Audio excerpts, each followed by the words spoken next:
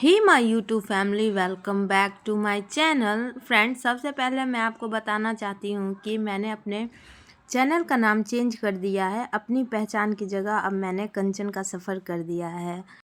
कभी कभी हम अभी जैसे फ़िलहाल में चल रही परिस्थितियों से डिमोटिवेट हो जाते हैं, क्योंकि हम इंसान ही तो हैं, हमेशा मोटिवेशन खोजते रहते हैं।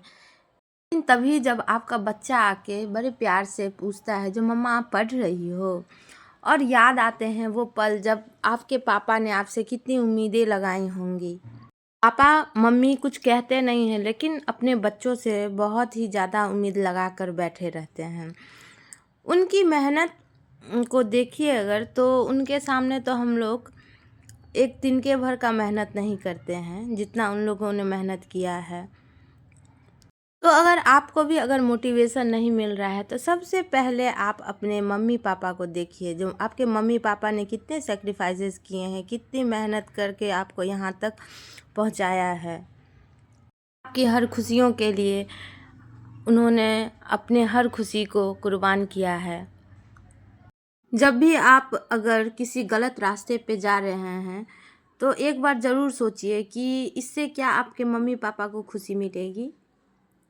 सच तो ये है फ्रेंड्स, मोटिवेशन भाषण से नहीं आता, मोटिवेशन पोस्ट देखने से भी नहीं आता। मोटिवेशन तब आता है जब हम किसी अपने के लिए कुछ कर रहे होते हैं। जब आप पढ़ रहे होते हैं तो एक बार अपने मम्मी पापा के चेहरों की स्माइल को याद करिए। जो अगर मैं इस एग्ज़ाम में अगर पास हो गई, मैं इस फील्ड में अगर अच्छा कर रही हूँ, तो ये मुस्कान उनको मैं गिफ्ट में दूंगी। कितना खुशी उनको मिलेगा अपने बच्चे को इस पद पर देख के। तो मोटिवेशन हमें वहाँ से मिलता है, ना कि हमें गूगल पर सर्च करने से या यूट्यूब को स्क्रॉल करने से। मोटिवेशन तब बनता है जब आप अपने सोने के समय से सिर्फ 10 मिनट पहले उठ जाती हैं। वो 10 मिनट घड़ी में छोटा लगता है, लेकिन ज़िंदगी में 10 मिनट ज़्यादा जोड़ देता है। यही 10 मिनट आपको आगे बढ़ने का एहसास देता है, और वही एहसास असली मोटिवेशन बन जाता है। फ्रेंड्स, मोटिवेशन तो तब आता है जब आप अलमीरा पर रखी उस किताब को उठा लेते हैं, भले ही सिर्फ 5 मिनट के लिए, क्योंकि उस 5 मिनट में आप पढ़ नहीं रही होती, आप कोशिश कर रही होती हैं, और कोशिश ही आगे बढ़ने की सबसे बड़ी निशानी होती है। मोटिवेशन को हमें कहीं भी ढूंढने की ज़रूरत नहीं है, मोटिवेशन तो हमारे हर एक स्टेप में है। अपना मॉर्निंग में टू डू लिस्ट तैयार करिए, और अगर आप उसका 50% भी फॉलो कर पा रही हैं, तो मोटिवेशन वहाँ से मिलेगा। वहाँ डीमोटिवेट होने की ज़रूरत नहीं है, क्योंकि ज़िंदगी है, दिन सब सुबह हुआ है, ये हमारे हिसाब से नहीं चलेगा। कुछ ना कुछ डिफ़िकल्टीज़ आएंगी। जैसे आज ही मान लीजिए, मैंने अपना सुबह का अपना सारा काम वाम करके, और आज तो खैर फास्टिंग थी, तो उतना खाना वाना के भी टेंशन नहीं था। बस बच्चों के लिए ही खाना बनाना था। मेरे दोनों हस्बैंड वाइफ का व्रत ही था, चतुर्दशी का। लेकिन आज का दिन ऐसा वेस्ट हुआ है, क्योंकि मेरे यहाँ दरभंगा में बंदर बहुत आता है, तो आज लग रहा था बंदरों का दिन चल रहा है। मैं बार बार उसको भगा रही थी, और वो बार बार आकर के परेशान कर रहा था। गमला उलट पलट के फेंक दिया, सारा प्लांट जो भी था सबको उखाड़ उखाड़ के फेंक दिया, पूरा मतलब गंदा करके रख दिया। अब क्या करें, आज समझिए जो आज कोई काम नहीं था, आज पढ़ने का अच्छा समय मिल जाता, लेकिन क्या करे इंसान, कभी कभी ऐसा हो जाता। हम इंसान हैं, दिन हमारे हिसाब से नहीं चलता। एंड ज़रूरी नहीं है कि हर रोज़ जो आप जो सोच रही हैं आप ही के हिसाब से आपका दिन चले। मेरे साथ तो खास ऐसा ही होता है। जब भी मैं प्लानिंग करती हूँ कि आज मैं अपना टू डू लिस्ट तैयार करती हूँ, तो उस दिन ज़रूर से ज़रूर कोई ऐसा काम होता है जो मैं अपने उस पूरे टू डू लिस्ट को फॉलो नहीं ही कर पाती हूँ। खैर, ऐसा चलते रहता है, इंसान क्या करे, परिस्थिति हमारे हाथों में नहीं है।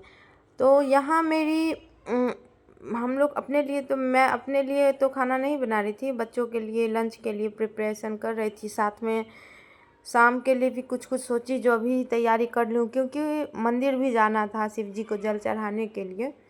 जाना तो सवेरे था, लेकिन इस बंदरों के चक्कर में, जो कि मेरे गेट पे ही आके बैठा हुआ था, बाहर निकलने ही नहीं दे रहा था, तो उसके कारण आज लेट हो गया। तो हम लोग शाम में गए और मेरी फ्रेंड के भी साथ जाना था मुझे। तो मेरी फ्रेंड का बच्चा बीमार था, जिसके कारण थोड़ा डॉक्टर के पास जाना पड़ा उसे, तो थोड़ी लेट हो गई, लेकिन खैर कोई बात नहीं।